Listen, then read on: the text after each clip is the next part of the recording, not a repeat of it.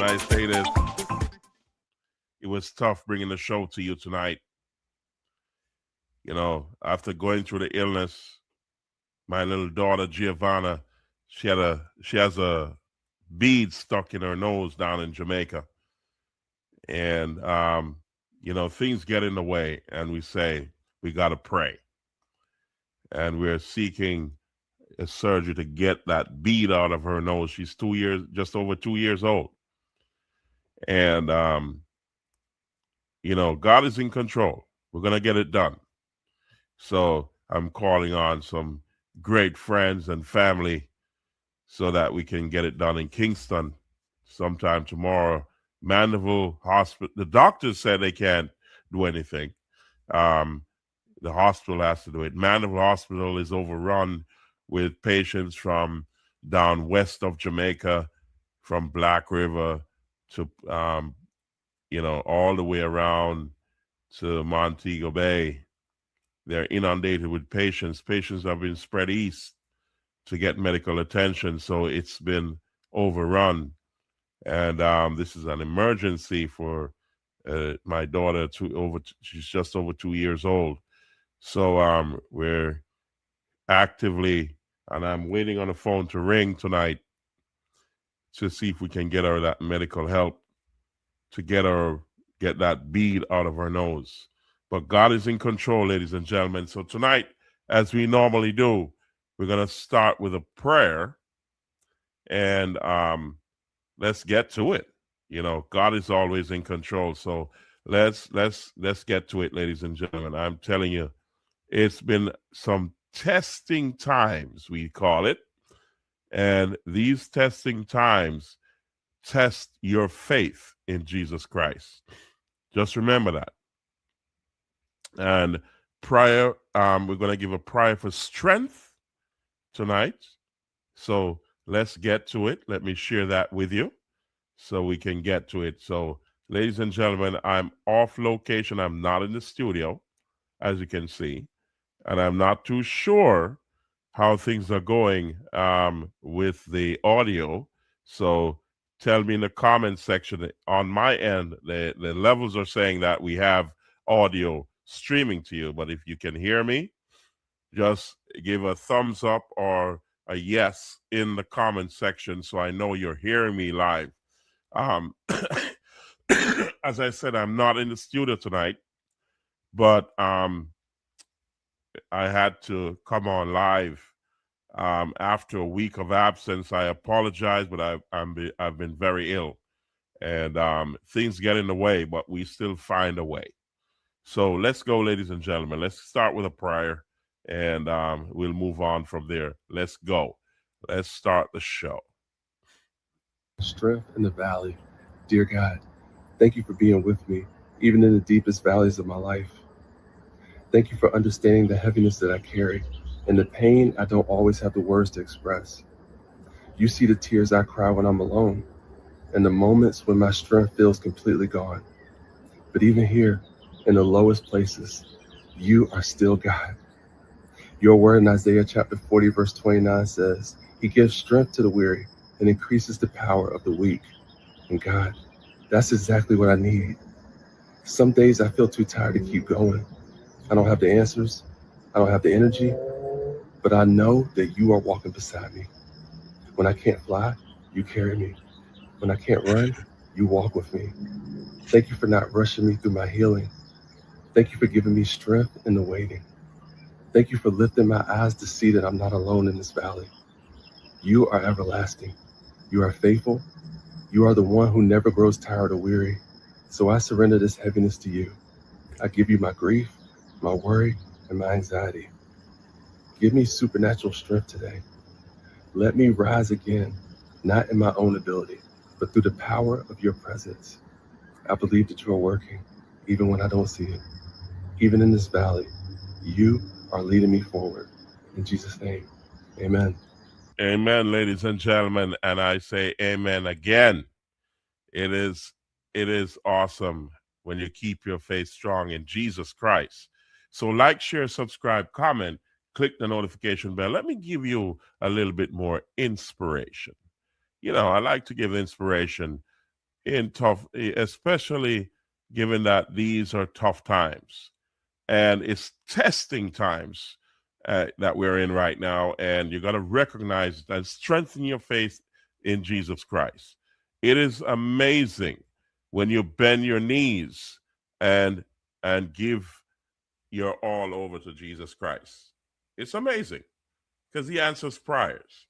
Maybe not in your time, or he may send the blessings, but you have to have eyes to see and ears to hear. You know what I mean? So it may not be what you want, but it is the avenue to open the doors to your real blessing if you know what small mercies are. So let's go. Let's give you a little bit more inspiration so we can move on with the show. Here we go. God gives his hardest battles to his strongest soldiers. Whether it's the creator, the universe, or life, he'll put hardships and obstacles in your path. You'll need to become who you're meant to be. If you're watching this video, it's not a coincidence. God has an important message for you.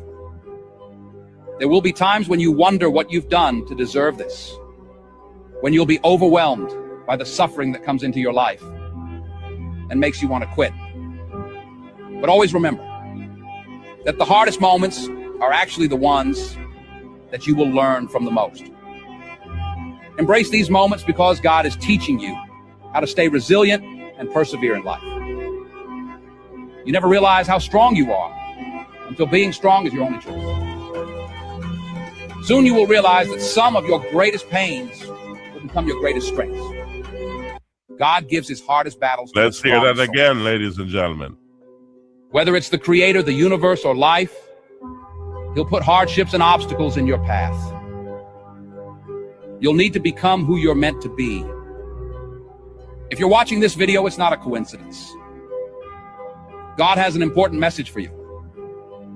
There will be times when you wonder what you've done to deserve this, when you'll be overwhelmed by the suffering that comes into your life and makes you want to quit.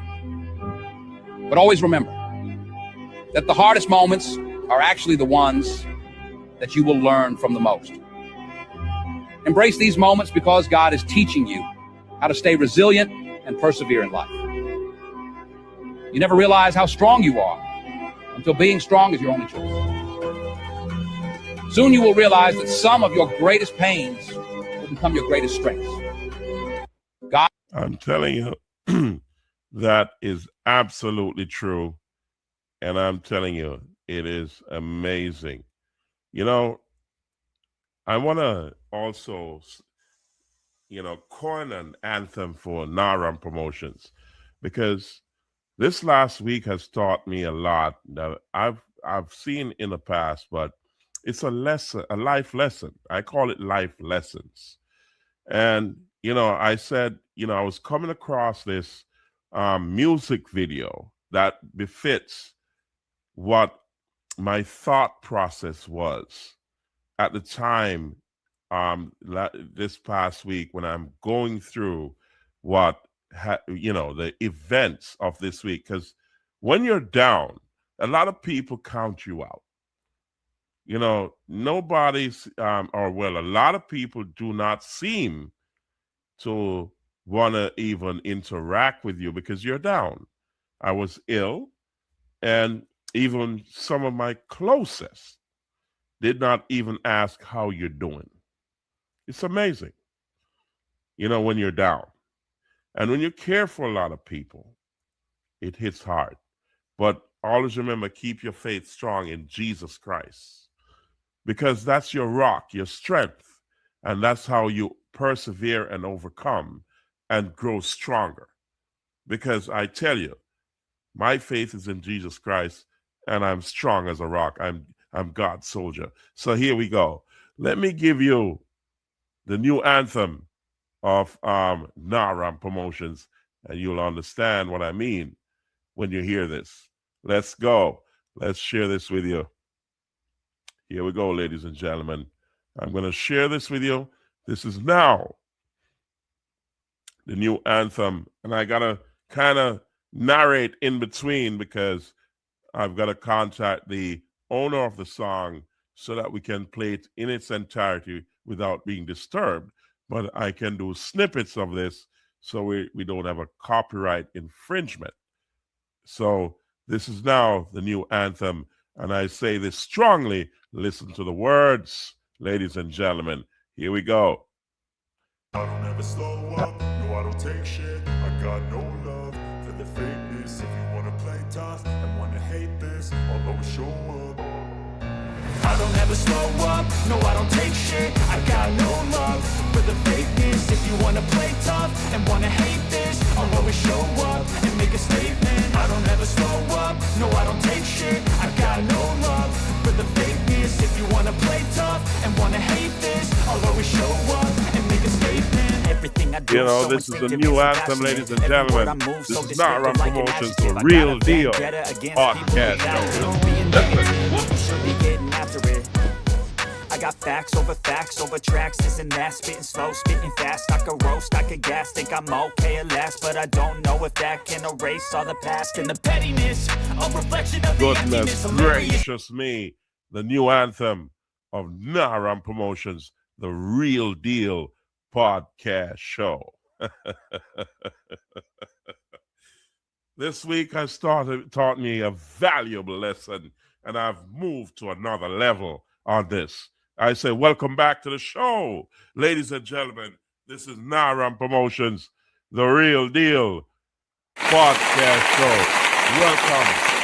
You know, like, share, subscribe, comment, click that notification bell, because I'm telling you, it's amazing what you can achieve if you only believe in Jesus Christ.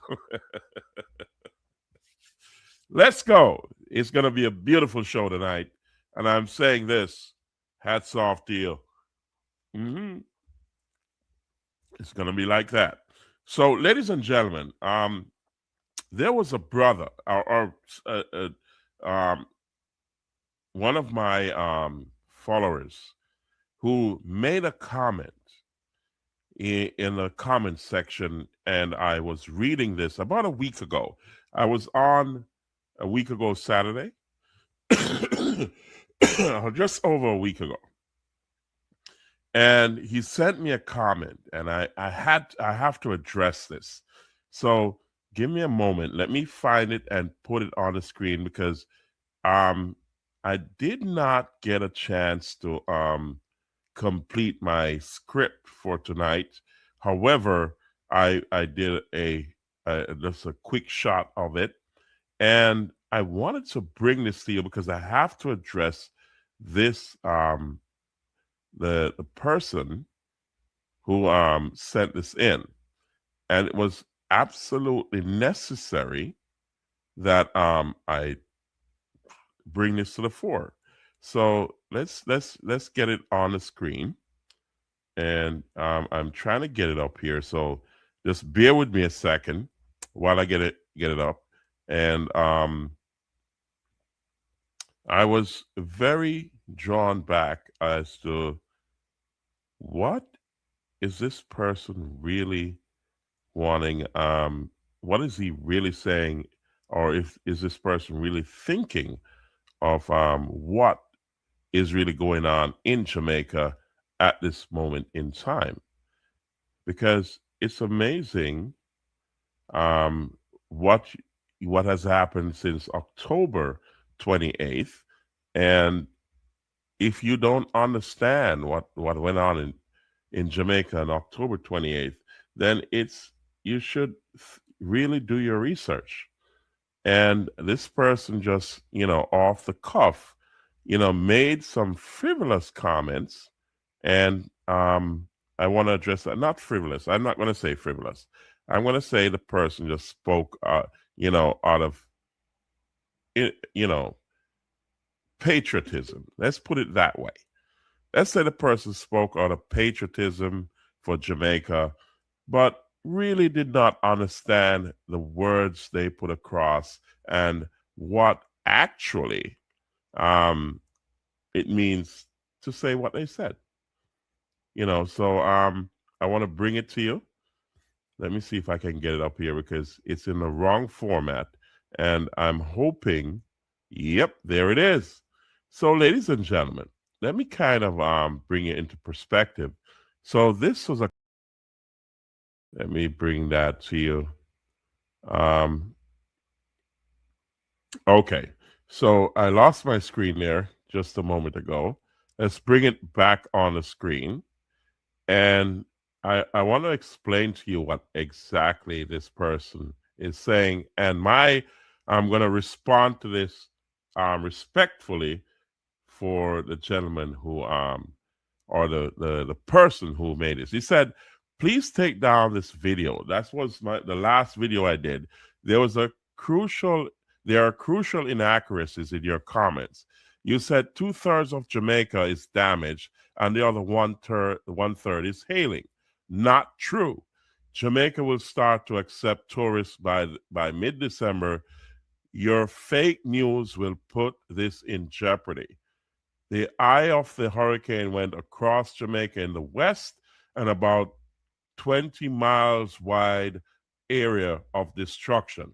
Jamaica is 145 miles long. The extreme west, Negril, is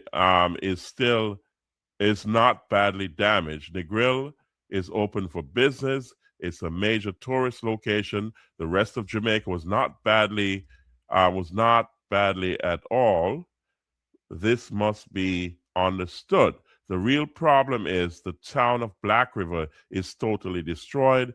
The same for houses in the destruction zone. Do this correction and replace this video. Someone else comment, we need your help around the world as their life you guys send to Jamaica is all into Prime Minister pocket, opposition and all their friends. The people get none away from entertainers and people of God that turn up. We get nothing. Shame, shame, shame. They want to shut up. Help, shame, shame. Okay, so I'm going to address both comments respectfully. Now, when I said 2/3 of Jamaica is devastated and the other 1/3 is ailing and trying to figure things out, you got to understand that destruction doesn't mean only that properties were only damaged. And if you check the 14 parishes, and I've spoken to many people around the 14 parishes, and these, in every parish, there was some form of damage. So therefore, in addition to that, the commerce of Jamaica has been damaged as well. The normal day-to-day running of the economics of Jamaica was also damaged, and that in itself creates a domino effect. So when I say 2/3 of the country is damaged, you got to understand that not only was there physical damage, there was also financial damage, and there was also economic damage. So the 1/3, that's the east, that was not so much damaged, has to be figuring things out for the entire Jamaica. So therefore, even though there are pockets of areas that will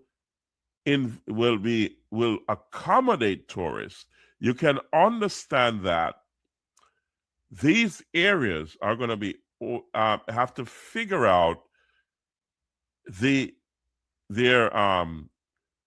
plan to accommodate the bulk of people who are disenfranchised from the rest of the country.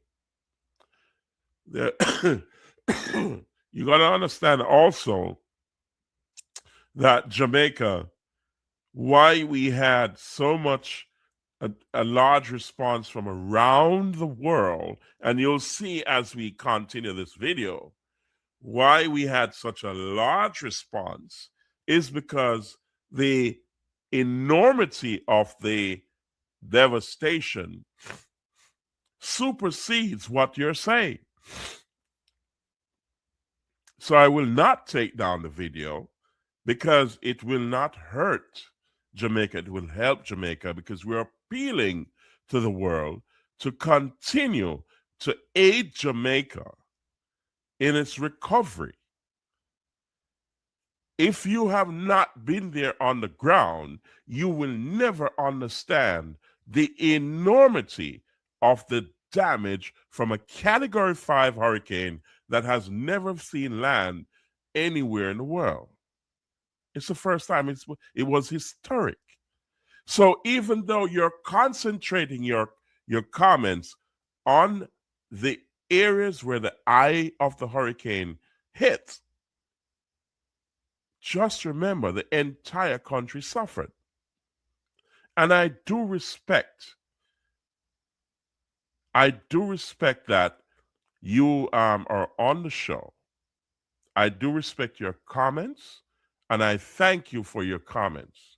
And I'm responding to you as as a courtesy because I respect all my audience. And I hope you continue to watch the show. And we say thank you. Please like, share, subscribe, comment, and click the notification bell. The gentleman who, the person who also made the second comment, you should also realize that not only celebrities entered Jamaica to help. There was a lot of people, but you can also understand the large undertaking of Andrew Holness, the Prime Minister of Jamaica. And we say hats off to him and we salute him because when you're running a country and you have all the people of the country under your wings and in your hands, he's got to make some serious decisions. And he has been doing that all the way. And we say, this is not about politics, it's about the people of Jamaica, and it's about Jamaica in general. He has been doing a marvelous job, and I'm going to point that out to you. So whether you're PNP or JLP, it doesn't matter. You're Jamaican first. And he has been working assiduously to help Jamaica, and I'm going to show you what he has done, and Jamaica is going to build back better and stronger. All I'm saying to the opposition leader, get with the program and get up to speed because somehow you're falling behind. So join hands and let's rebuild Jamaica stronger and better than before. So the person who commented, the government is taking a measured approach to help every citizen of Jamaica. And it's evident from what he's doing. And I'll show you as we go along because it's going to be a long show. So buckle up and let's go. So let's remove this from the screen. I also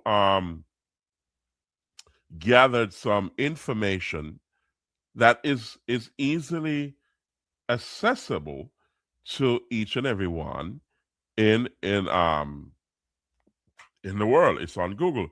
It says here, while an exact single percentage for the entire island physical area isn't provided in reports, official estimates indicate that roughly 1/3 of the country was significantly impacted,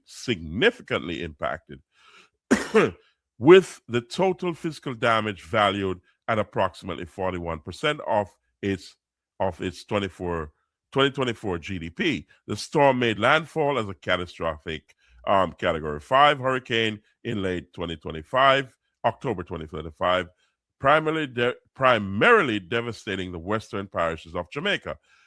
Extent of the damage. The damage was extensive, particularly in the western regions of the island, which bore the brunt of the storm's 185 miles per hour winds. And I said in my last podcast that that's where the scale stopped. They stopped measuring from there, because you had wind gusts far exceeding, based on my research, far exceeding 250 miles an hour. So that was bigger than a Category 5 in my estimation, because my research tells me that a Category 5 is at 155 miles per hour wind. This was measured at 185 when they stopped measuring. The sheer scale of the devastation makes Hurricane Melissa the costliest hurricane in Jamaica's recorded history. The parishes it went into the parishes as well. So you can understand the magnitude of what happened in Jamaica. And please, ladies and gentlemen, think carefully. Think carefully. This is huge. It was historic, and so was the response.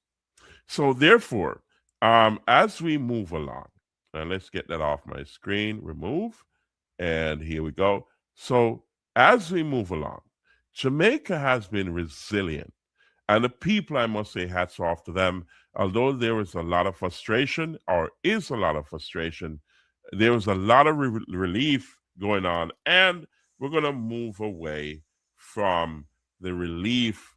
This is my last show talking about relief for Jamaica, because you got to continue to send your relief, but now Jamaica is in a recovery mode. All right. So while I'm there, let me pause to send condolences to a family member. That's Mr. Leon Lloyd, who lost his grandmother in Downs District in Manchester. Mr. Leon Lloyd, his grandmother passed away. We call her Auntie Esmond. She has been close to me, and she's very dear to me. And we say, God gave her wings, and we pray for her soul.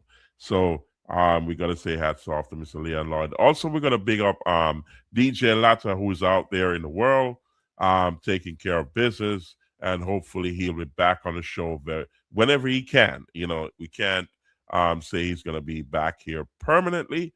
He has a lot of stuff he has to take care of, so he'll be in and out whenever he can. And we say hats off to his family and also his friends and companions. So I wanted to share this with you.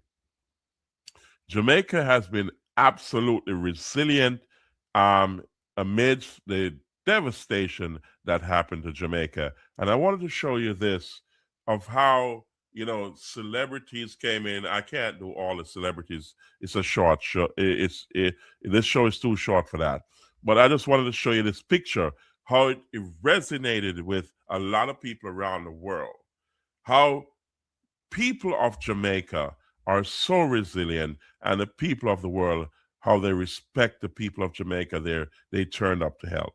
So let's just dive into this. Check this out, ladies and gentlemen. It's so befitting for this moment here.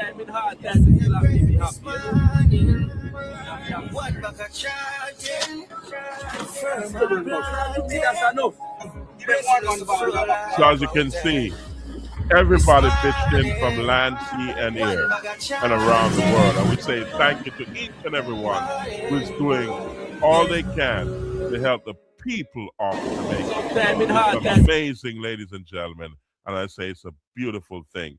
And we say hats off to the government of Jamaica for making it a beautiful experience, even though we're amongst tragedy. And I say this, let's check this out. Let's look at some of the things that some of the countries that responded.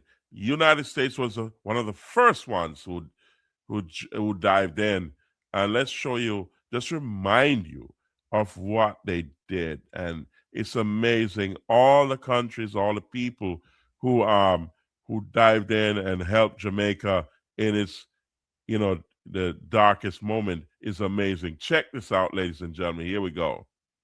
This government, the U.S. Embassy, we stand with the people of Jamaica. I'm standing with them right now. You may have heard over the last few days, President Trump and Secretary Rubio expressed their strong support for Jamaica. As the minister alluded to, this is the first concrete example of that, in terms of we're sending in not only aid on this plane, but also experts. You'll see 40 or 50 people come off of this plane, including Fairfax County Fire search and rescue experts, because we're here to help the people of Jamaica recover from this devastating hurricane.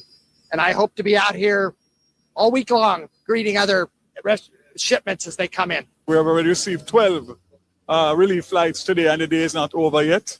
We are really thankful for this huge shipment on this huge plane that has arrived here, courtesy of the U.S. government. And I'm understanding that there's many more to come, including a number of assets, meaning helicopter assets, that can act as hospitals and also search and rescue and distribution. So this is great news, and I want to just send a signal of reassurance and confidence to the people of Jamaica, some of who feel that nothing is happening. It's been 24 hours, 36 hours since the hurricane. So we are moving as fast as possible, but obviously logistics are always a challenge in the height and aftermath of a disaster. But this has given me great reassurance that the world loves us, loves Jamaica, and obviously is going to do everything to help us to rebuild as quickly as possible. I want to thank the U.S. government, charge of affairs, very much for all of this, and we look forward to seeing what's coming out of this play now. So, ladies and gentlemen, as you can see, it has been an enormous response, and the U.S. government was one of the first. So let's check out, let's look at it from a different perspective as we chart our way through all of this. So here we go. Let me share this with you. These are just reminders of how of the response of some of the countries that have stepped in to help Jamaica in the darkest time and in the earliest moments of the disaster. So let's go. Here we go, ladies and gentlemen. 3 advanced helicopters from the United States government arrived in the island today as part of the relief and recovery efforts. As Jamila Maitland reports, it's the first of several humanitarian aid following Hurricane Melissa.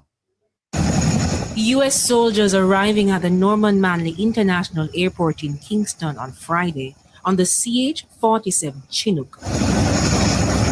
It's a heavy-duty multi-mission helicopter that carries cargo and transports troops, but it also helps in search and rescue, casualty evacuation, humanitarian and disaster relief, among other things.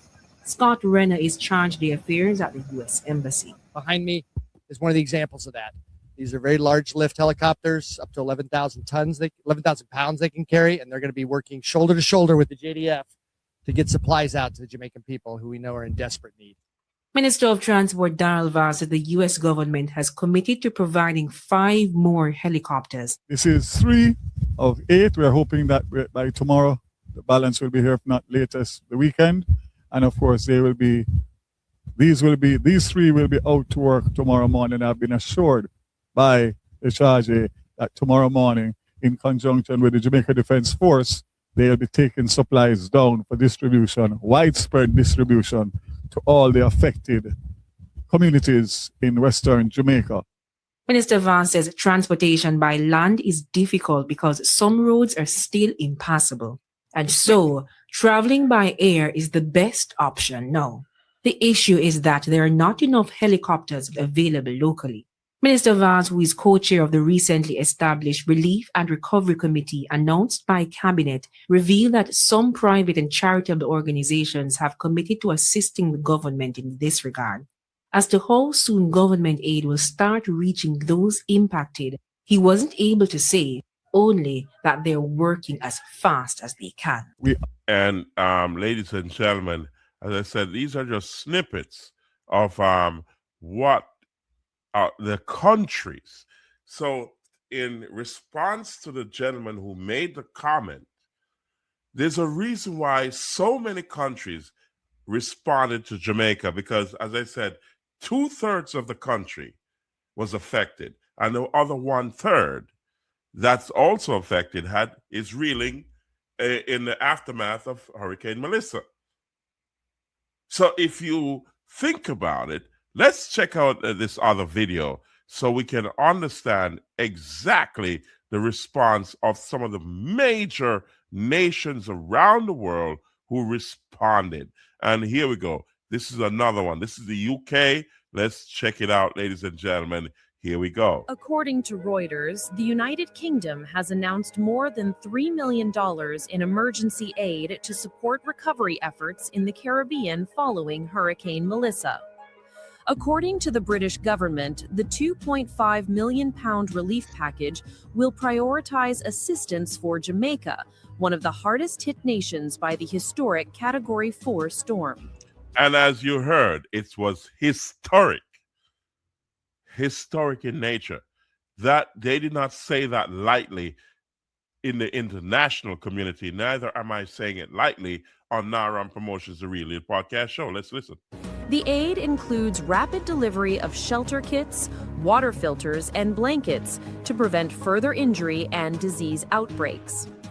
Supplies pre-positioned in Antigua are now being deployed across the affected areas. Foreign Minister Yvette Cooper said specialist rapid deployment teams are working around the clock to assist British nationals impacted by the hurricane, while a Royal Navy ship remains on standby to support relief operations. Britain's Ministry of Defense has also dispatched a team to the Turks and Caicos Islands to strengthen regional disaster management efforts. Hurricane Melissa struck Cuba early Wednesday after leaving a trail of destruction across Jamaica, marking the strongest storm ever recorded in the country's history. There you go, ladies and gentlemen. That was the UK, and I'm giving you snippets just to remind some of us who has never been on the island since the devastation to make those comments. You know, I understand and I respect your comments, but I'm responding to them accordingly. So let's look at France. In Europe, as far back as Europe, that was the UK. Let's check out France. We talk about the US, and we're going to come back to the Caribbean in a second. So here we go. Let's just remind you so you can understand the devastation that Jamaica went through during this tough time. So it was enormous. Here we go. Let's go. Here we go, ladies.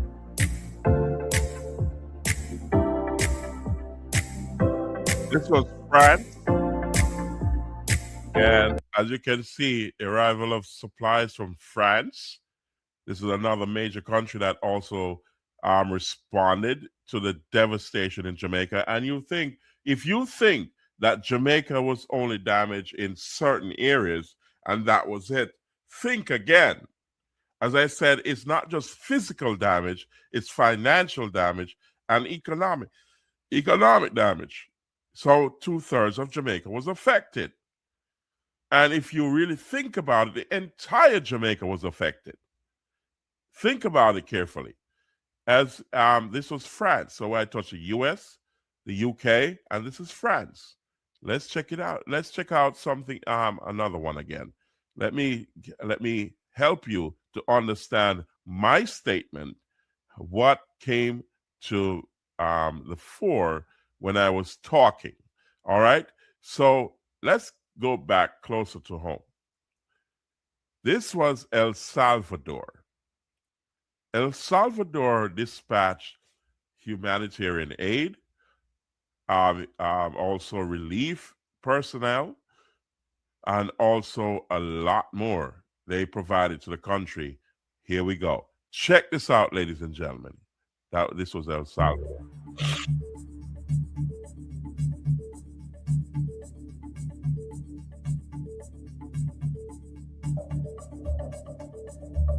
Check it out. So you understand. I think it was just around or over 200 police workers in the country as the first responders, just like the US, UK, Canada, and also El Salvador. We're talking about massive response around the world because of devastation. So you got to understand, ladies and gentlemen, this was not normal. So when I say 2/3 of Jamaica was devastated and the other 1/3 was left reeling in the aftermath, you got to understand that the entire country suffered in its entirety.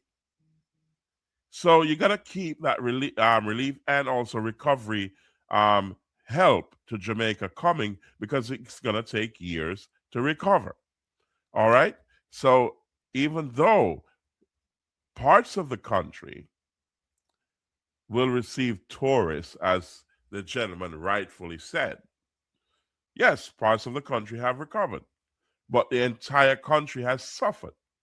And that means the GDP is down. So you can understand, when you talk about the GDP, that's the lifeblood of Jamaica. That helps us, the poor man and the rich man, and in between. So therefore, when you stop the blood flow of Jamaica, then limbs will start to fall off if you don't begin to administer help. You get what I'm saying? So let's check this out, ladies and gentlemen. Let's go a little bit deeper, and let's look at CARICOM. Now, CARICOM leaders came to Jamaica, and let me kind of give you an understanding of what that means. When the leaders of countries, and this is CARICOM leaders, came to Jamaica because to show solidarity, it's not because a little portion of Jamaica got damaged. It's because the entire country of Jamaica suffered. They did not just come here for no reason. And let's check this out, so you understand what that means. This is total devastation. So the CARICOM leaders, let's take that off, joined the Prime Minister of Jamaica to show solidarity and support. Even the World Bank sent their agents to Jamaica to show solidarity, to pledge help to Jamaica. And we say hats off to the government of Jamaica and the leadership of Jamaica. That's Andrew Holness, in how he is handling the affairs of Jamaica. You got to give him kudos and salute him for his temperament and also his measure in dealing with the devastation and the affairs of Jamaica. This was years in the becoming, and they have made contingencies for things like this, even though it's far beyond those contingencies, but the world stepped in. And when you have the World Bank and CARICOM and other major countries around the world sending their agents and their leaders to Jamaica to show solidarity, what do you think? Because only a portion of the country was damaged? Think again. So let's check out another video so you can understand and now all of this I'm doing is just to share with you what really happened and why I said what I said. Now, if you have other major country like China sending, let me share this with you before I speak. Let's share this, and then I'll jump in and speak after that. But check this out, ladies and gentlemen. Here we go. Here we go. Missions filled with love and care. Journeys bring peace to the world. The PLA Navy's Peace Ark takes China's advanced medical services across the oceans. We hop onto this maritime hospital ship and dive into stories along the way. Or look at the courage, the touching moments, and the excitement. How the Chinese military builds friendship around the globe. It's in Jamaican waters. The Chinese hospital ship, the Ark Silk Road, arrived in Jamaica's territorial waters on November 22nd and is now anchored at the Pedro Keys. It will relocate to the Falmouth Pier this weekend. A total of 104 medical professionals are on board, including 60 doctors, 32 nurses, pharmacists, and technicians. The truth is, not every child. So, ladies and gentlemen, that was the Health Minister, Christopher Tufton. We were in the same, we went to high school together at Manchester High School, Christopher Tufton and I. We're in the same class, and we were rivals in terms of debate rivals, and also school prefect, and also I was class prefect as well. So our history goes deep. So, ladies and gentlemen, you can understand when major nations, you get in the news that the U.S. and the Russia and China are at a war, or global economic war. Nothing like that. Don't follow the foolishness. You have great leaders around the world, and you have the U.S., you have China, you have France, you have England, you have the CARICOM nations, you have Caribbean nations who came to the aid of Jamaica all at once. So you tell me, is there a rift between these countries? I don't think so. They came to the aid of Jamaica because of the leadership of Jamaica. Sir Andrew Holness, hats off to him. He's been leading by example.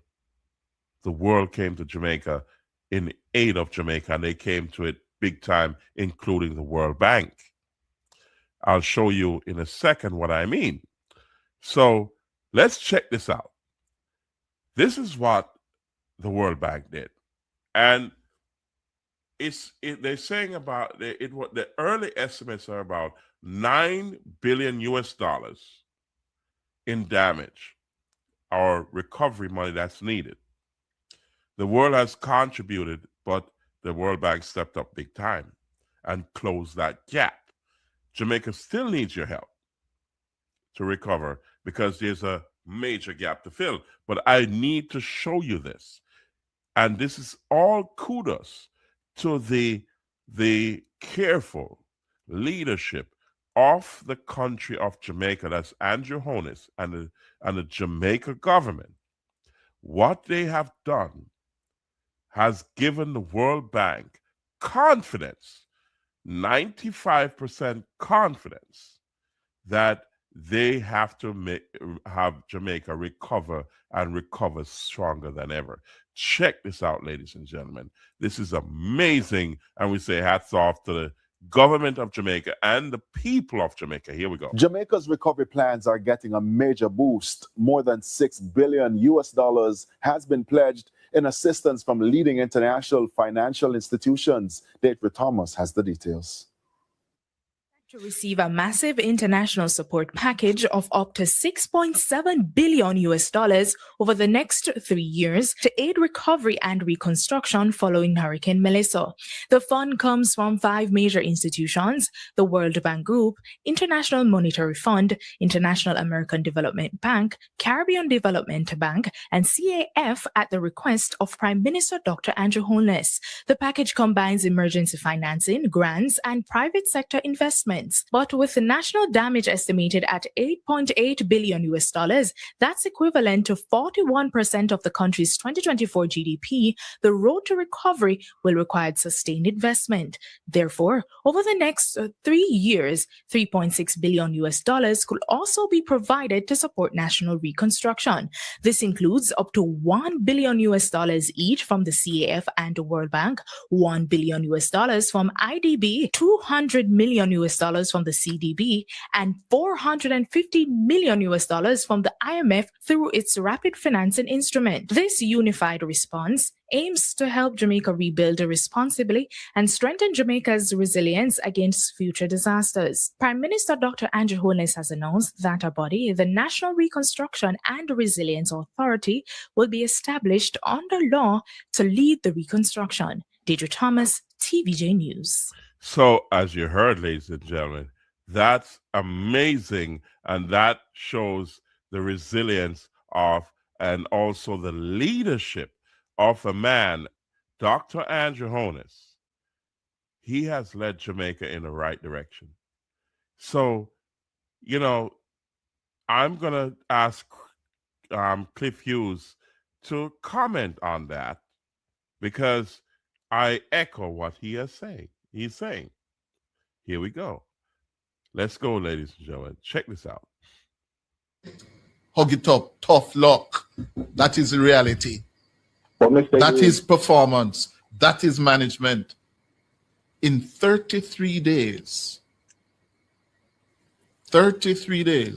less than 5 weeks, the IMF, the multilateral institutions, are announcing that because of Jamaica's track record of fiscal prudence, they have already committed nearly $7 billion of the $9 billion that Jamaica will need over the next 3 to 5 years to rebuild after Melissa.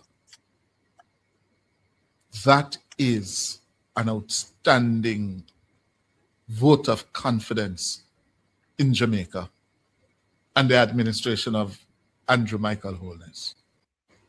So, ladies and gentlemen, you know, this is not only my words, it's the words of critics around the world. And also, it is testament to the government's efforts to bring Jamaica to the forefront. We gotta say this to all Jamaicans. You're Jamaicans first. You're not JLP or PNP. You're Jamaicans. And when someone is doing good, you gotta give them their flowers and their accolades. Sir Andrew Holness is doing a great job. And if he didn't, then all these help will never have been materialized. Believe me, I'm not the only one saying that. Check this out.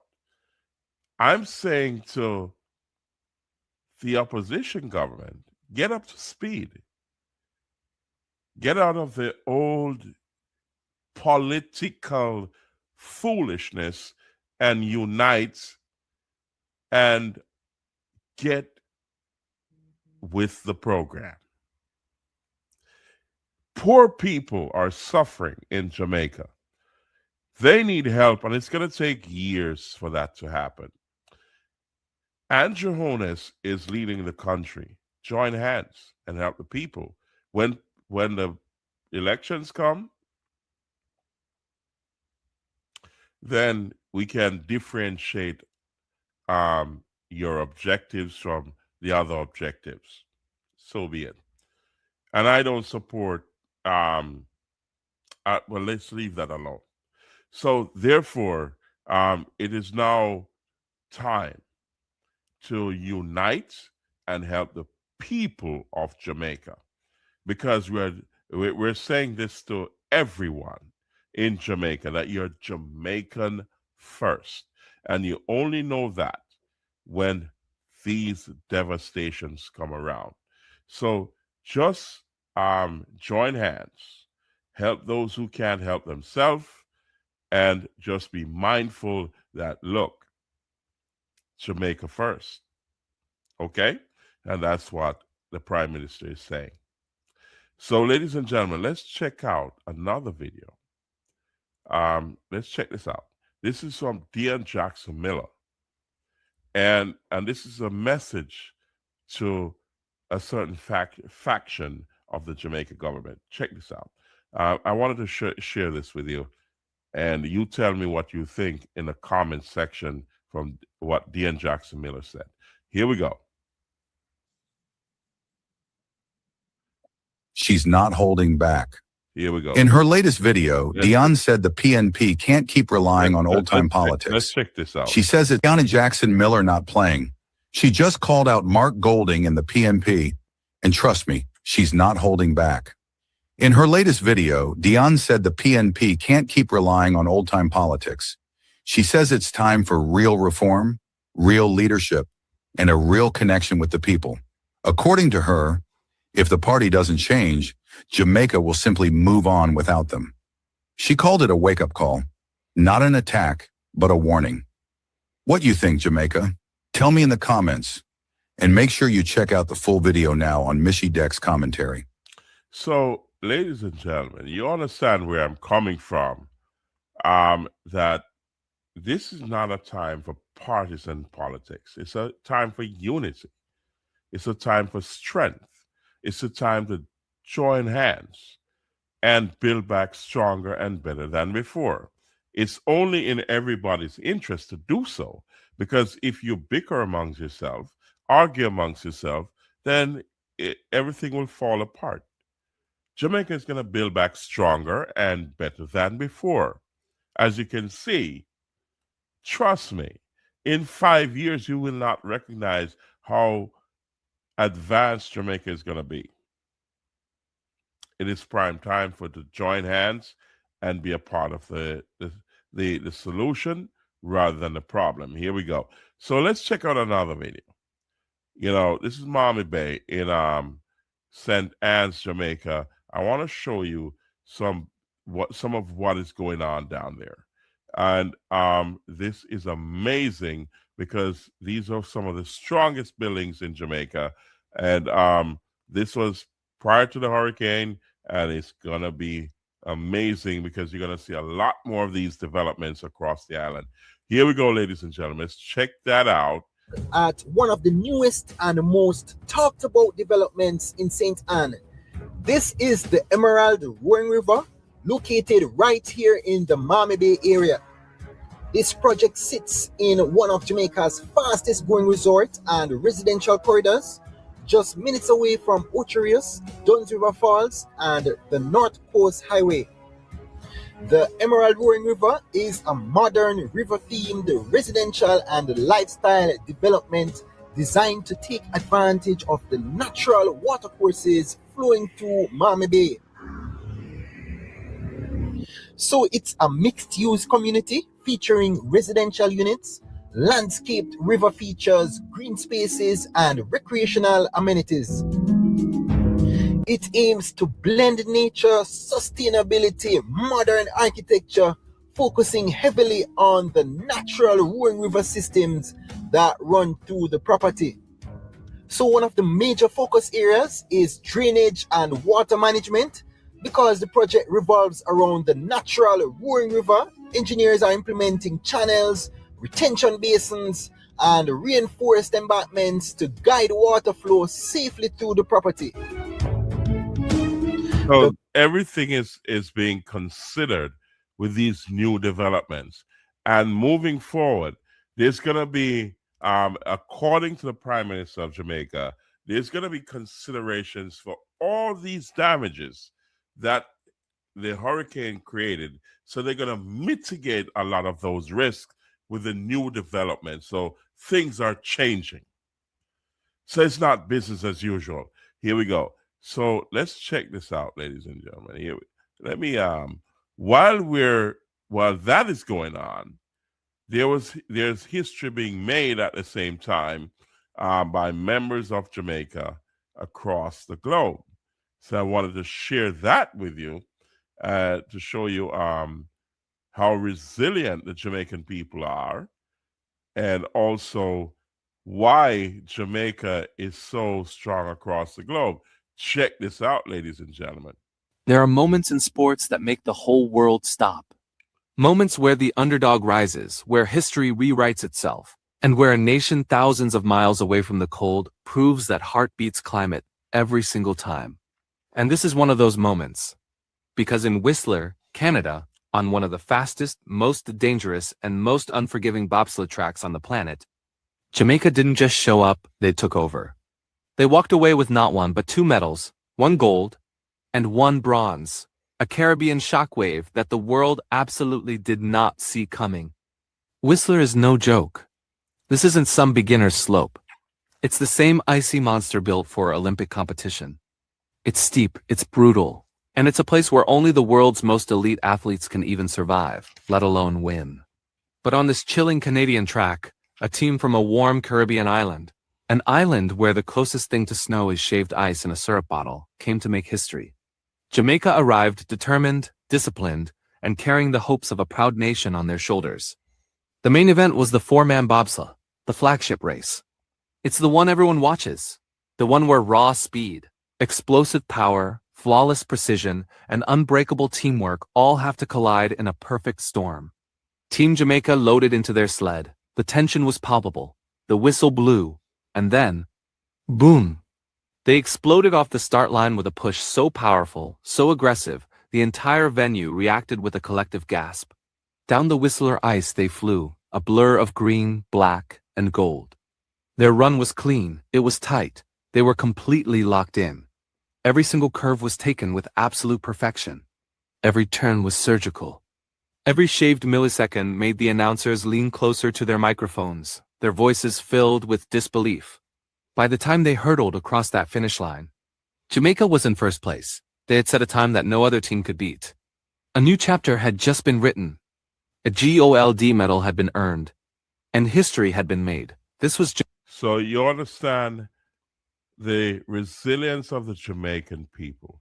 Imagine coming from a tropical island and you have won gold in a winter sport.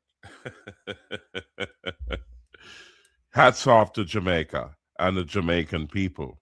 And we say salute the Jamaican people for those achievements, even amidst the devastation. And I'm saying this, ladies and gentlemen, it is not ordinary. So you can understand at this moment in time, hold on a second, let me get this off my screen. Yeah. So, I want to mention this, that this is the last show I'm going to talk about relief. We're going to mention recovery because you got to continue to support the recovery effort. But I'm not going to talk about relief anymore. This show is done with that. The recovery effort of Jamaica is ongoing, and it's going to be ongoing for a while. And you got to continue to contribute to the recovery effort of Jamaica and the recovery of the people of Jamaica. Jamaican people are very independent. All you got to do is just help them in the right direction in this downtime. Help them to set back up their businesses, their homes, and so on, and everything is going to be okay because they won't rely on the rest of the world to maintain themselves. They're not lazy. They're very proud people. But when you have devastation, just as any other nation that has devastation, Jamaica will respond to help them. Jamaica needs your help right now to recover. So keep it coming. So, ladies and gentlemen, this is the last show. I'm going to touch on that. So for this next hour, I'm going to talk about U.S. immigration because things have changed and changed in a major way. There's changes coming down the pipe since September of this year or July of this year. And there's more changes coming before the year is out. So President Donald Trump is not playing around. He's not. So those who used to skirt around the laws, the immigration laws of the United States, they have done various things that have broken the law. Those days are over. And if you check my previous podcast, you will see that now is not the time to take risks. So those who came here and worked on their visitor's visa, not overstayed, but they stayed longer than what they told those agents in the airport. All these things are being scrutinized. There's travel bans that have been implemented from major countries around the world who have exported terrorists to the United States to harm U.S. citizens.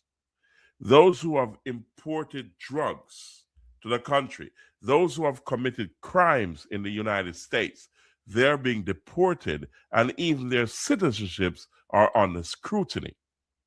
The time now is not to make a mistake, but to walk that straight line and get in line and do the right. Don't do the wrong. Things are not business as usual as when President Biden was in power or even President Obama was in power. There's a new sheriff in town. He's cleaning house because the waste, fraud, and abuse is so big that they have to clean up, because you can only endure so much and no more. Billions and trillions of US dollars have been abused by fraud and waste, and they're cleaning it up. So the immigration section of the country, they're now looking at each and every one in a very microscopic way to see if there's any indication that you will come to the United States to create fraud, waste, and abuse, and also criminal activities. This is only natural when you have so much historical records of voter fraud. People come to the United States and vote, and they're not U.S. citizens. They vote by fraud. And it's now proven that even dead people or on the death records, it's now proven that these people are now on the voter roll and they have voted. They're dead. It is now proven that immigrants who are not lawfully in the country or they are not citizens have voted. I've been mentioning this in the past, and a lot of people laugh at me. And this is why the President of the United States has to step in and put his foot down.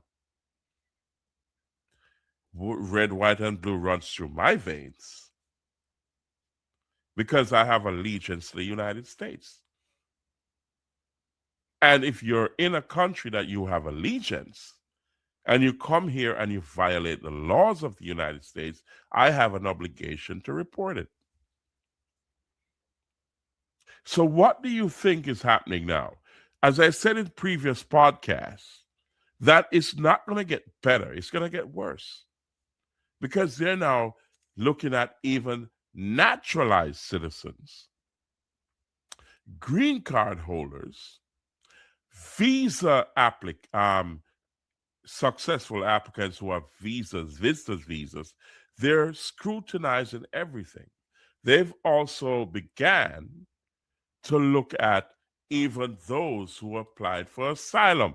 They've cut off the processing of asylum applicants because they now have to vet them in a more serious way, because millions of people walk through the border under President Biden.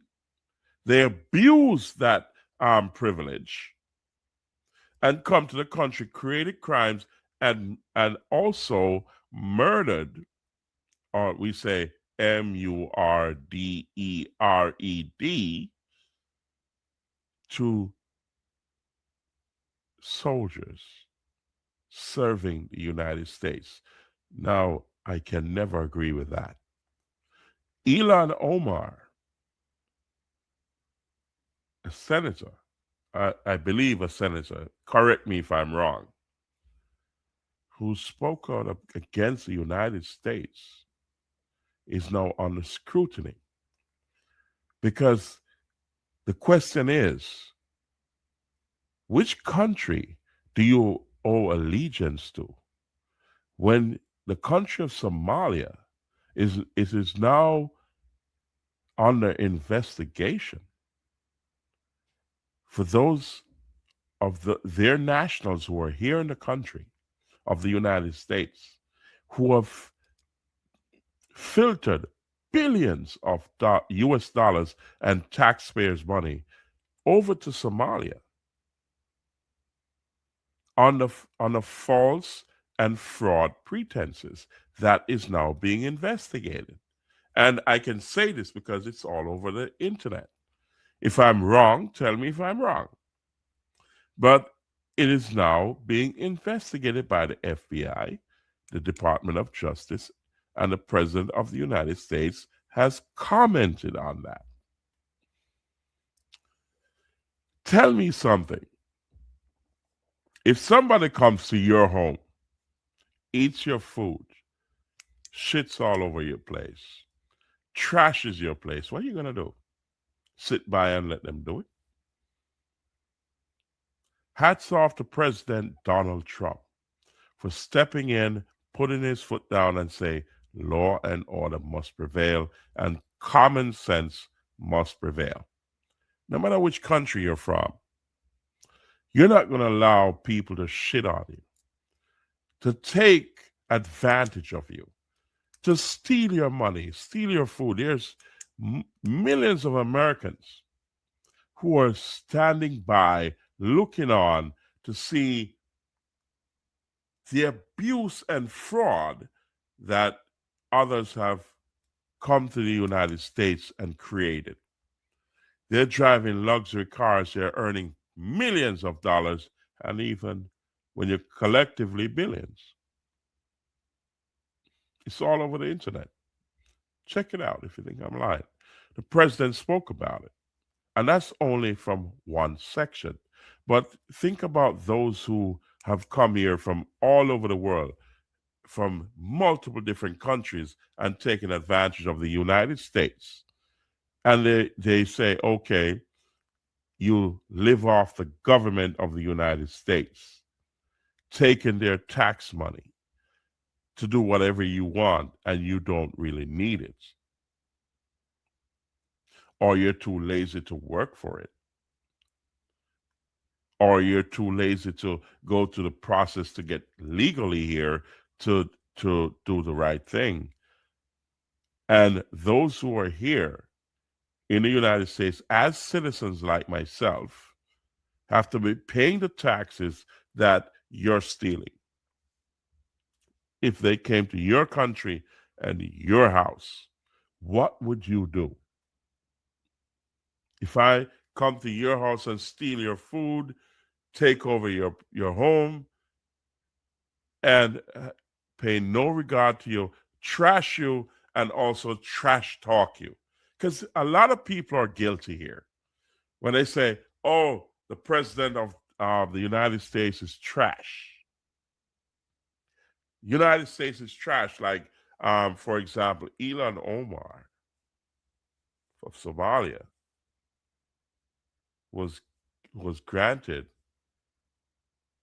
U.S. citizenship, and she married her brother. And she's saying Americans are stupid. What? There's a saying in Jamaica, you can't stay atop a cow and cut cow. So you're in the United States enjoying the safety and security and the privilege of being here in the United States, and you're saying Americans are stupid and Americans are watching you, and you're a senator? I think a senator. Correct me if I'm wrong in the comment section. Are you for real? Come on. Now, the United States is shutting down. The president of the United States said, listen, we are going to vet. We're going to stop processing from certain countries, especially third world countries. It was in the making. All the abuse, fraud, and waste caused this. He did not get up overnight and say this. It's a cause and effect. So if you abuse a certain system, if you fraud a certain system, and you steal from a certain system, and you create crimes within the country, what do you think is going to happen? Business as usual? You're going to defend criminals, fraudsters, and those who are trashing the very place that you live and you pledge allegiance to? Let common sense prevail, ladies and gentlemen. This is not a joke. Let's dive in and show you the cause and effect of those who have abused the system.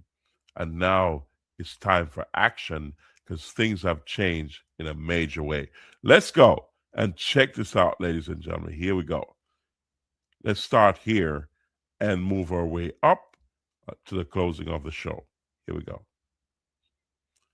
Let's bring this to the forefront. Here we go. Hello, everyone. Welcome to the U.S. Immigration Hub.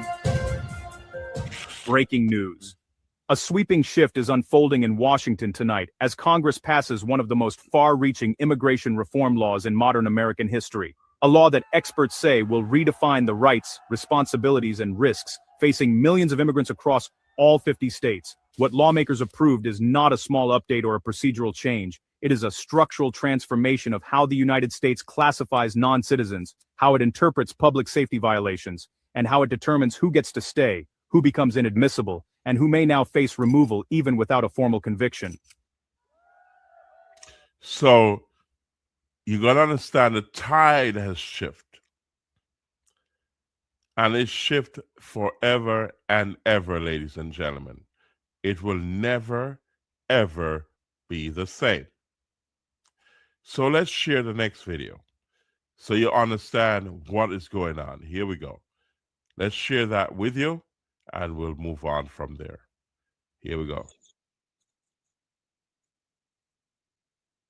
Guards members he had put on crime patrol in So hold on a Washington. second. Hours Let's later, he start that announced a again. further crackdown. It was President Trump who announced the death of Specialist Beckstrom, one of the Guards members he had put on crime patrol in Washington. Hours later, he announced a further crackdown on immigration. CBS News has learned it includes a pause on all asylum decisions. Weijia Jiang is in West Palm Beach, Florida.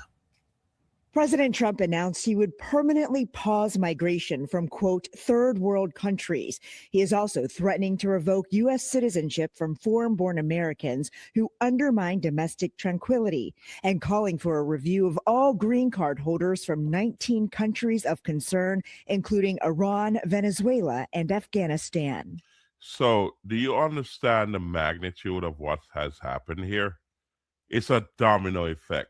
And it's a cause and effect. What got into that person's mind to murder 2 U.S. service members? Are you stupid? So what all of these crimes against the United States has now come to fruition. There is a response, and a big one too. Go big or go home. You will not survive or get through this by trying to hurt the United States or its people. You're going to understand this ship is too big. So let's continue to listen to what is going on here, because this has changed the course of immigration forever and ever. Let's listen to Attorney Mac Bean as she warns of what is going on. Here we go. Let's check this out, and then I'll comment afterwards. Here we go. Here we go, ladies and gentlemen. We're going to talk about this. We're going to talk about his Truth Social post and 11 big policy points that he mentioned in his most recent Truth Social post. Friends, we have some very serious things to discuss in. And this, she's talking about the President of the United States. And this is an immigration attorney talking here. And you'll hear from also Brad Bernstein, all and other attorneys who are very careful of the words they tell you, because they know how serious this is. And you have the President of the United States. When he speaks, it moves mountains. So here we go. Today's live session. I hope you had a terrific Thanksgiving with your family and with your friends. But be sure to share this live session with those in your circle, with your feed, because the information that we're going to discuss today is super important. Guys, I'm Latoya McBean Pompey. For those of you who are new to me, welcome. I'm an immigration lawyer in New York, working with clients nationwide at McBean Law, where we believe in immigration freedom. As you're coming on in, type in freedom now. I see that folks are joining from McBean Immigration TV and Facebook. Thank you so much. Guys, share this with others, okay? At the end of this live session, other people will need to know about this, okay? Friends, this is one of those events that changes everything, right? I was reflecting on what happened this week with the tragic shooting that occurred on Thanksgiving Eve of the 2 National Guard members in Washington, D.C. And tragically, we've learned that one of them, she passed away, and she was only 20 years old. She was brutally killed by an Afghan national. And this has significant implications for immigration. But I was thinking, you know, it's sad, and I say condolences to the families of these troops, because this should never happen on the soil of the United States or any country, that is. This is tragic, and there's no justification for this. And I hope they give that person a death penalty, because it was unprovoked. There's no justification for this. And the president acted correctly, in my estimation and my opinion. I support the President Donald Trump on his decision to do what he's doing with immigration right now. Here we go. About all of this, and it reminded me of when 9/11 happened. Hold on for a minute. Right after 9/11, about a year later, I went to work on Capitol Hill as a young intern. And everyone in Washington, D.C. kept saying at that time, oh, 9/11 changed everything. It changed D.C. Every single person who I encountered around that time kept saying how much it had changed Washington, D.C. I think what happened this week, it feels to me similarly to how I felt back in those days, that this changes immigration, at least under this Trump 2.0. It changes immigration in a significant way, and we're going to get into it. And rightfully so, because the abuse of the privilege of leaving your country to come here for a better life, this is not what you're supposed to do when you get to another man's country or another people's country. Embrace the privilege and also better your life. I call this a prisoner's dilemma. All of us are in this together. And if all of us work together, we can make this country stronger and better. And even the country that you're coming from can also benefit to make your country stronger and better. But if you come here for destruction, then it's time for the death penalty. Why are you coming here to kill the people of the country? It does not make sense. Why come here? Stay in your country. And I agree with the president. Here we go. Unfortunately, the two National Guard members were killed. One was killed. One, I believe, is still in critical condition. And apparently, he was, those two individuals, and I'll just pull this up here, were shot by this man here who came to the United States under President Biden's Operation Allies. Well, so as you can see, when he came to the United States, that is quite evident. So, it's sad. Let's check out another video to show you what is really going on here. And it's not business as usual, ladies and gentlemen. It's a big, big deal. So don't think that you can just come here and it's going to be business as usual. The hell no. Here we go. So let's check this out. Here we go.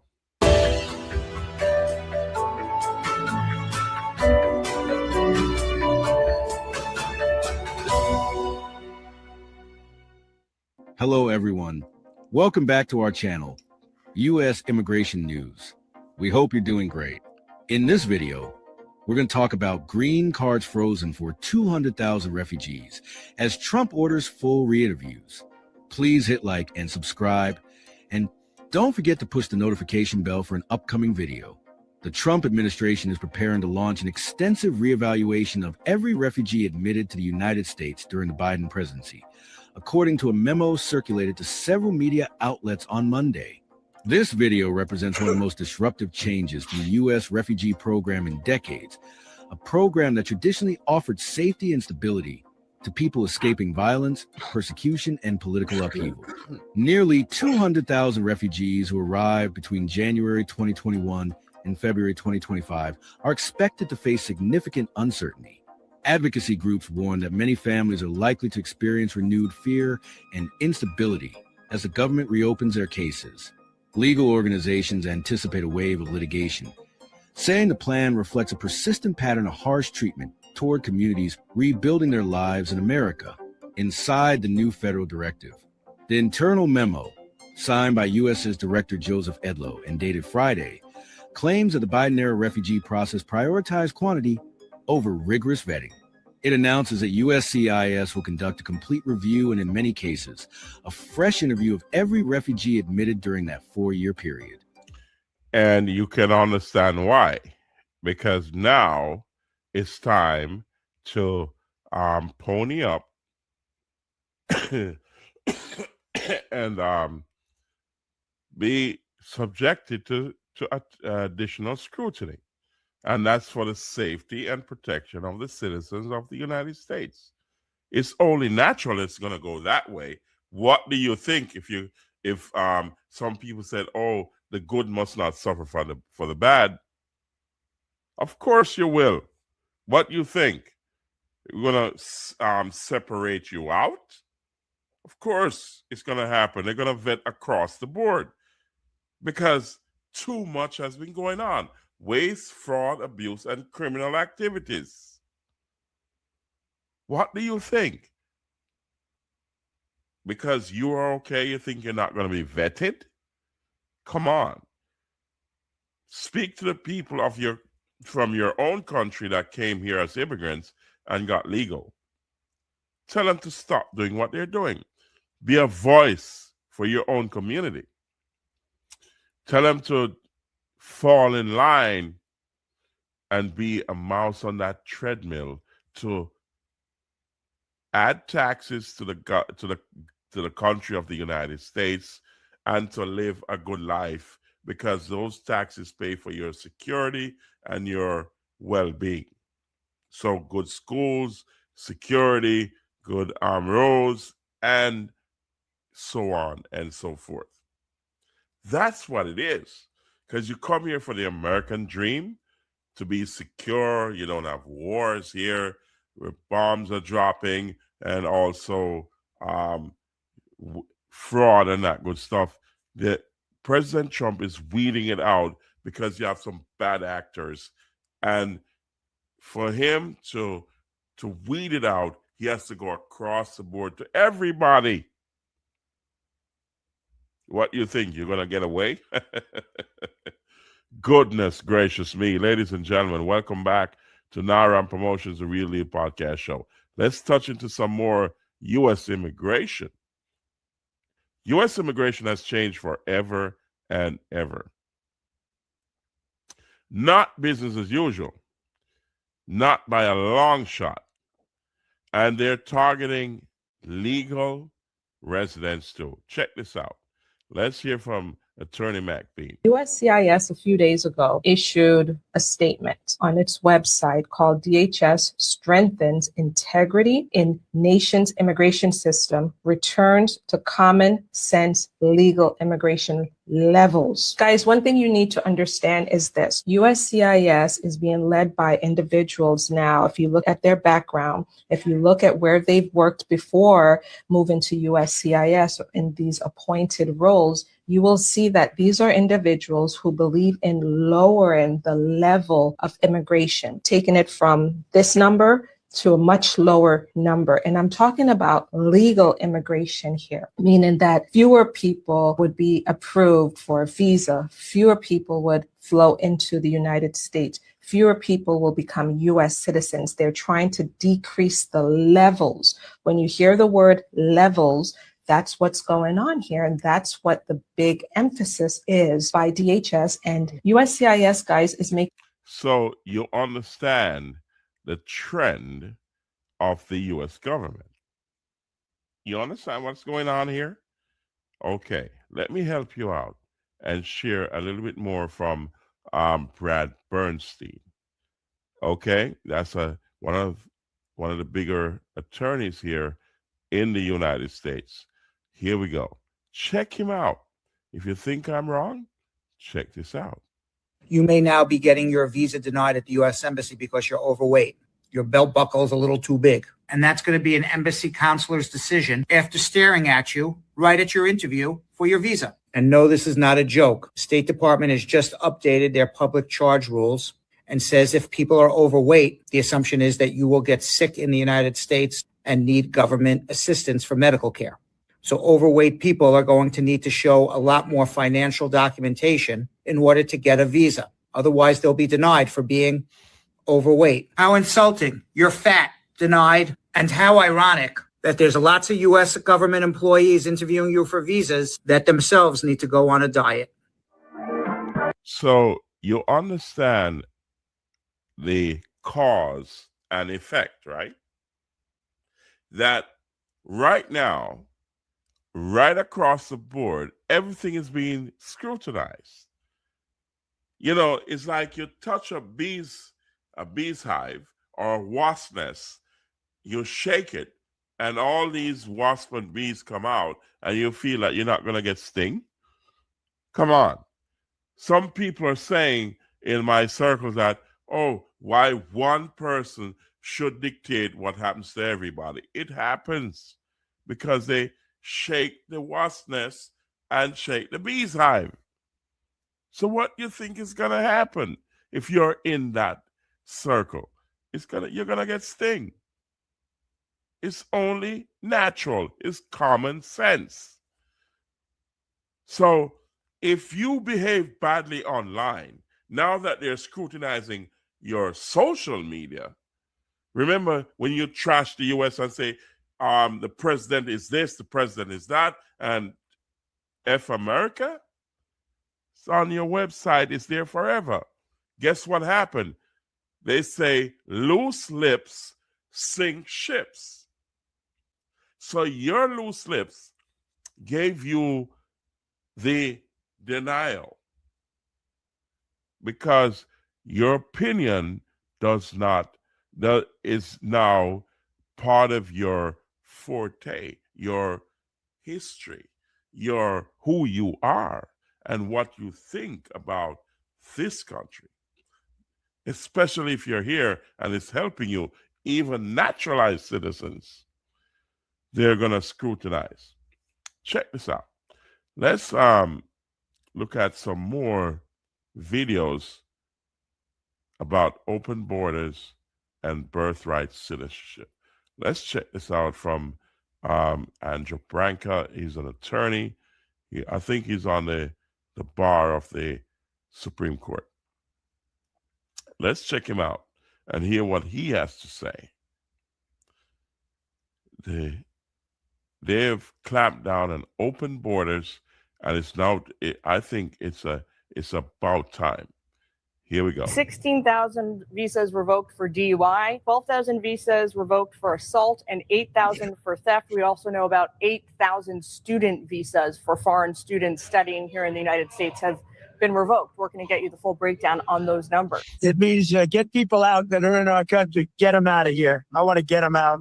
We got a lot of people in our country that shouldn't be here, and they came in through Biden, and he was the worst president in the history of our country. But the single biggest thing he did was allow millions of people into our country that shouldn't be here. Drug dealers, prisons were opened up and allowed to come into our country. You take a look at the people that were allowed to come into our country. We're paying a big price for it, and we will for years to come, including the recent killer of two wonderful National Guards people. And I'll tell you what, that animal should not have been allowed to come into our country. President Trump is deporting garden. These are liberal criticisms. President Trump is deporting garden variety illegal immigrants, not just those who've committed violent crimes. Surely that's not what you voted for. No, that's exactly what I voted for. Okay, well, now he's using drones to blow up narco terrorists in the Caribbean. Surely you didn't vote for that. Nope. Again, that makes me happy. Well, how about this? He's sending the National Guard to major cities to impose order. That's a posse comitatus violation. Surely you didn't vote for the precedent that sets. Yep, all of it. All of it. I voted for all of it 1,000 times over. My only. So you can understand the sentiments of true-hearted, patriotic Americans. Let's hear from President Trump about birthright citizenship. Remember when you got a visa, especially if you're a female, you got pregnant in your country and you waited until it's almost 3 months left for you to have babies. You come to the United States, you got a 6-month stay, and you'll have the baby here, and that baby become American citizen. The Supreme Court is now going to hear those cases. And what they're saying, according to the Constitution of the United States, if one parent is not subject to the jurisdiction of the United States, then that child is not a citizen. Take it seriously because it's in the Constitution. So the Supreme Court is going to decide on this. And what I'm sure of, there's going to be some changes. So one of you has to be subject to the laws and the Constitution of the United States. One parent. Get yourself in line. Quick. It's going to change. They're going to list the oral arguments are in the summer of next year. That's 2026. Get yourself situated. If both parents are not subject to the laws and the jurisdiction of the United States, what do you think is going to happen? Think again.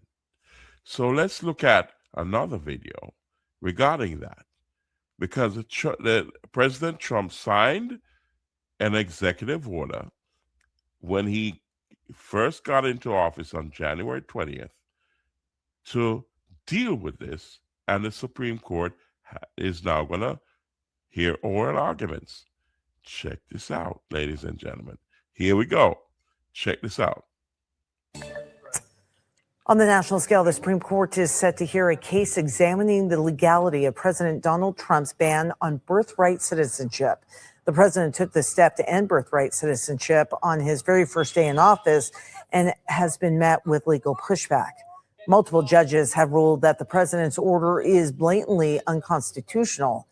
In June, a birthright citizenship case did reach the Supreme Court, but they only ruled in favor of Trump on the issue of nationwide injunctions, not on the policy itself.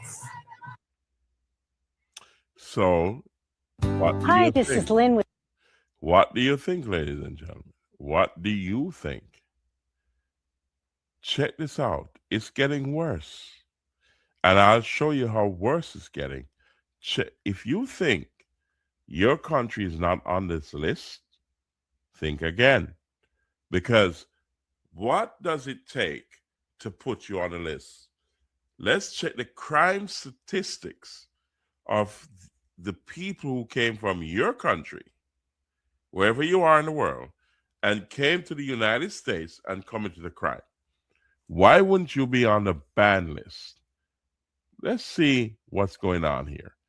This is just the beginning. And let's listen to Attorney McBean for a second and see if you can understand what she's saying. Here we go. Here we go, ladies and gentlemen. Let's check this out. According to a post on X by Christy Nome, she says, I just met with the president. Full stop. I'm recommending a full travel ban on every damn country that's been flooding our nation with killers, leeches, and entitled junkies. Our forefathers built this nation on blood, sweat, and the unwielding love of freedom, not for foreign invaders to slaughter our. Do you understand? The secretary, Christy Nome, used those languages? What do you think is going to happen moving forward? You think it's business as usual? Use your common sense here. Heroes suck dry our hard-earned tax dollars or snatch the benefits owed to Americans. We don't want them, not one.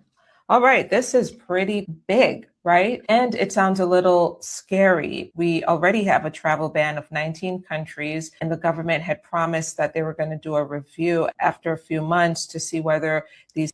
Now I've heard that it's up to 30 countries. What do you think is going to happen moving forward?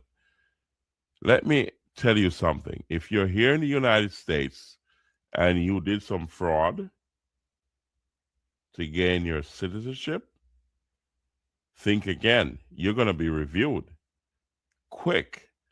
So check this out.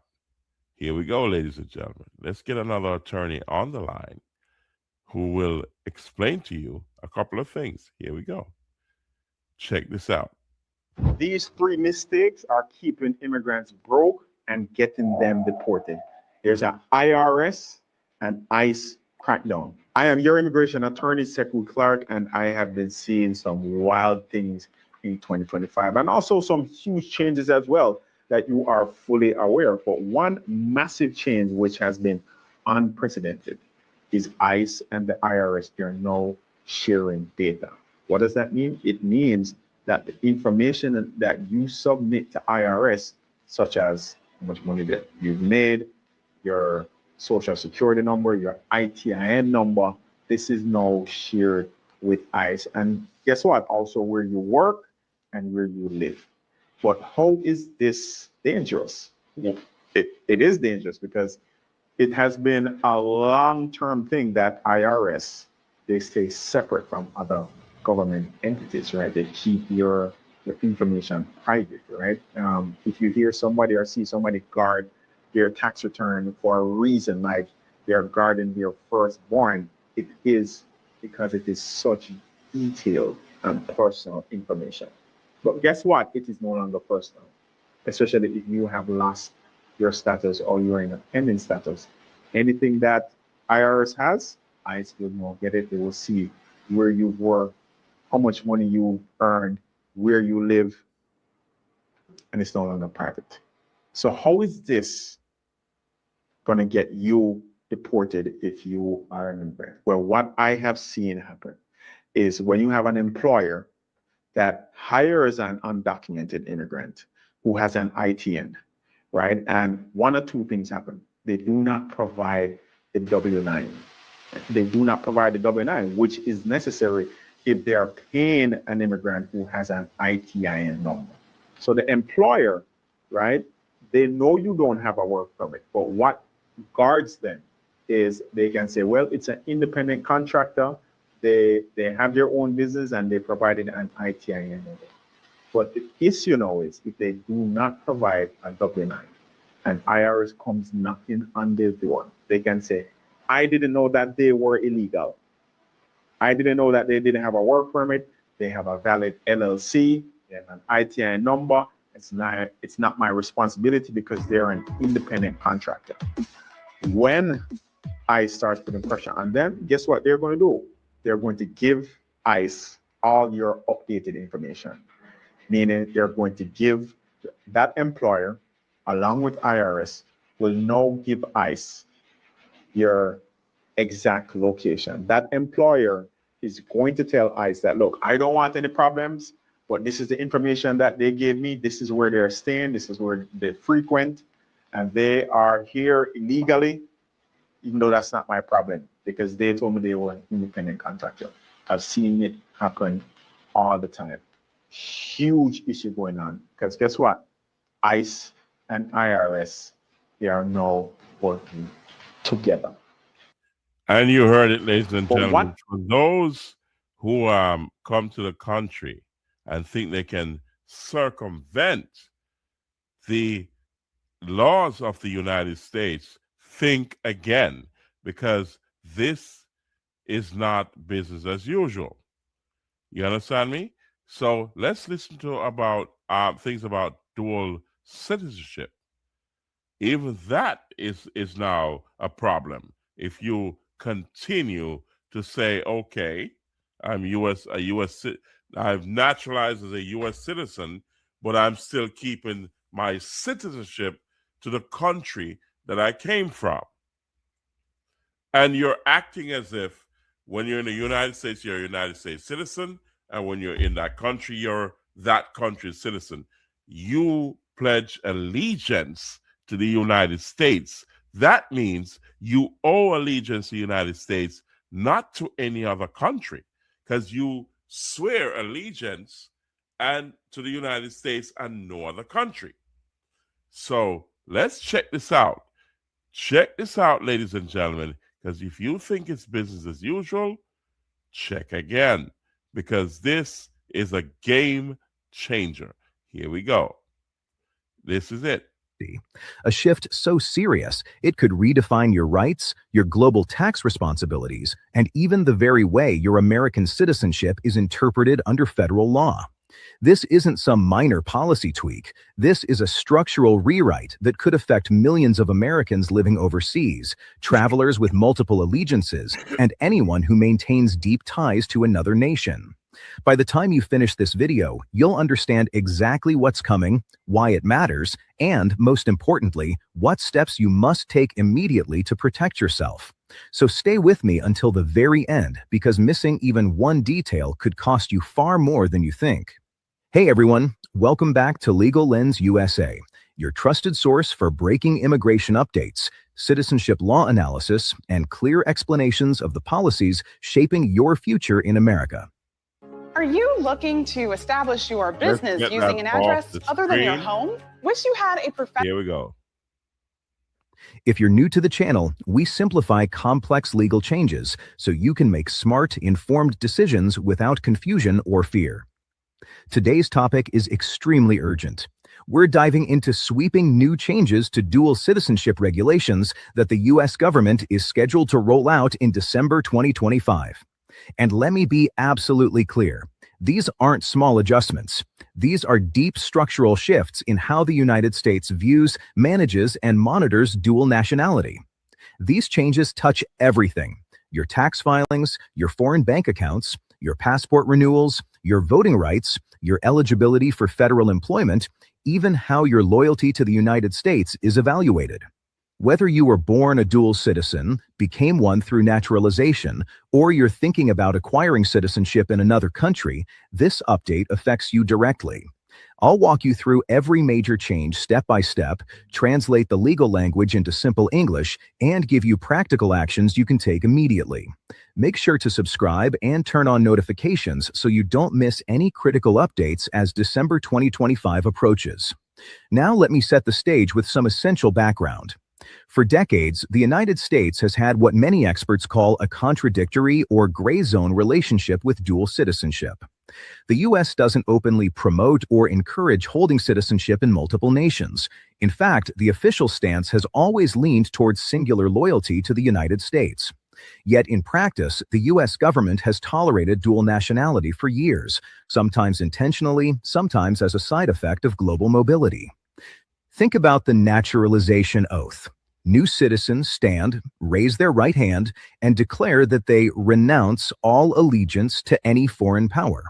On paper, it sounds absolute, it sounds final, it sounds uncompromising. But in reality, the U.S. has not forced new citizens to surrender foreign passports, nor has it required them to formally terminate their other citizenships. Millions of naturalized Americans still hold dual passports, travel freely, and maintain rights in both nations. The same flexibility extends to people born with dual nationality, such as a child born in the U.S. to one American parent and one foreign parent. That child automatically becomes a dual citizen without any government challenge, And for decades, they've lived comfortably with 2 identities, 2 legal systems, and sometimes 2 homes. This broad tolerance created a huge population of Americans who built international lives, buying property overseas, investing in foreign companies, maintaining bank accounts abroad, pursuing careers across borders, or raising families who belong to more than one culture. But December 2025 changes everything. The era of flexibility is ending.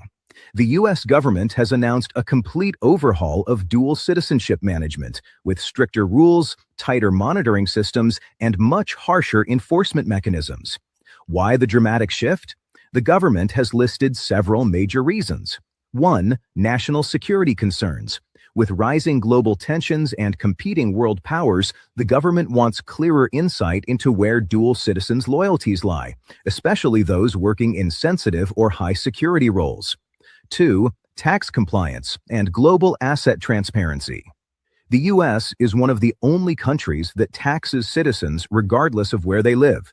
That means an American living in Paris, Melbourne, Seoul, or Dubai is still required to file U.S. taxes. Officials believe some dual citizens have used their second nationality to hide assets, obscure income, or avoid reporting foreign wealth. 3. Financial security and anti-money laundering efforts. The U.S. wants more information sharing with foreign governments, more tracking with international accounts, and stronger enforcement against money laundering and offshore tax evasion. And that is a big, big deal, ladies and gentlemen. So take that for what it's worth. Let's dive in to a couple more videos, and I'm going to close the show. So check this out about the Supreme Court and about birthright citizenship. And I think I'll close it there. Here you go. Let's check this out. And I'm going to go Trump being able to fire people, another win at the Supreme Court as they move forward on changing the birthright citizenship law. This is a huge blow to the Democrats, guys.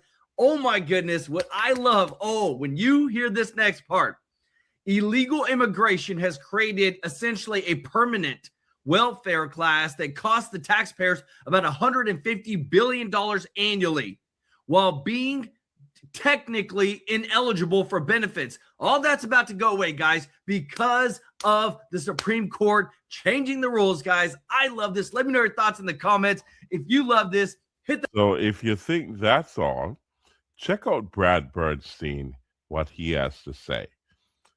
Check this out, ladies and gentlemen. Here we go. About asylum victims. You think that's all that's going on here? It's not business as usual. Check out Brad Bernstein as he speaks on what's going on. Going to adjudicate applications. They didn't say anything about not accepting them, so people can still file away. So if their goal is to shut down asylum or reduce the backlog, this is doing the absolute opposite. It adds to the backlog and keeps people here longer because nothing's being adjudicated. And here's the real twist. I think this policy benefits immigrants. Let me give you 2 examples. First, the person with the weak asylum case. They don't want to be interviewed. They're going to be denied and put in deportation and actually get deported if they have no other relief. So by not adjudicating weak asylum cases, you're keeping people here indefinitely. No interview, no deportation.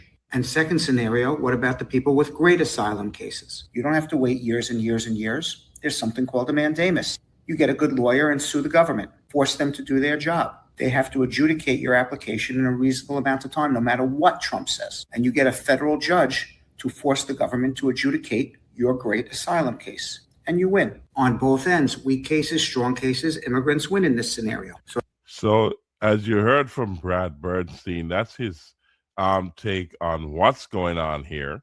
And I had to show that side of the coin to show you that there's hope, even though I don't think so.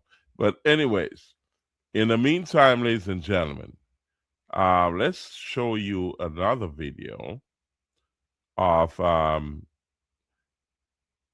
some of the fraud scandals that's going on in the United States. And I'm going to close the show after that. So check this out as we share this with you. Here we go. Let's get this on the screen. There's a lot of fraud that's been going on in the United States. Fraud, waste, and abuse, and also criminal activities. It's widespread. And it's the president is acting on all to respond to all of this. Here we go. Let's check this out. Well, now investigators are tracking the web of fraud to other Minnesota Democrats, such as Congresswoman Ilhan Omar. Many of the suspects linked to the scheme live in her district, including a restaurant owner who hosted events for her. He has since been convicted of stealing $12 million in COVID funds. I want to get your thoughts on this. This is a viral video of an Afghan and Iraq combat veteran who literally feels betrayed about what's happening. You know, it's one of the most powerful videos I've ever seen, I can honestly say. And I just want to get your thoughts on this. Hold on a second. I want to try to get this a little bit better cued here. Anyway, I'm going to play it for you in just a second and then get your thoughts on this, Stephen. This is one of the most powerful videos I've ever seen. Have you seen this video yet, Stephen? I have not. Okay, check it out. Can't I settle back taxes with the IRS on my own? In deciding whether to negotiate back taxes on your own and deal with that. I just got done listening to Ilhan Omar talk about how horrible and terrible and dirty and everything else that this country is. Denigrating this country, denigrating half of the people in it.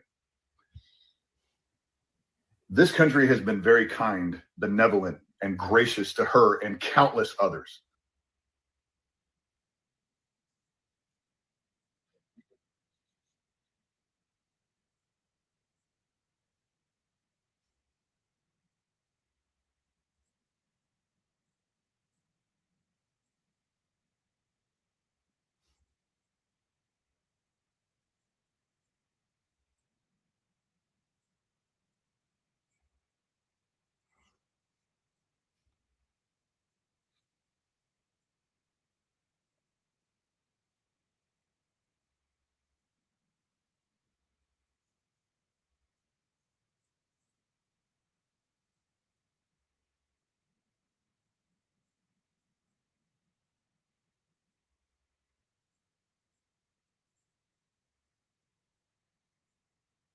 Field. I watched my son cry because he didn't know if or when he was going to see me again.